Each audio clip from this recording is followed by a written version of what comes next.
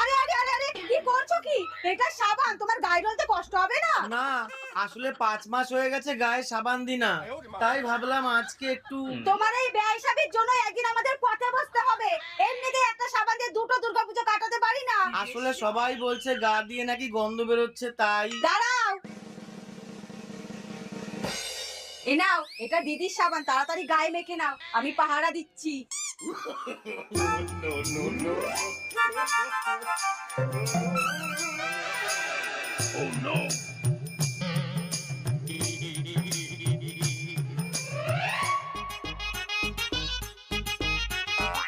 কি গো, এইটুকু ক্রিম দিচ্ছ কেন? আর একটু বেশি করে মাখো। এতে আমার একটা কৌটো 1 বছর যায় না, আবার বেশি।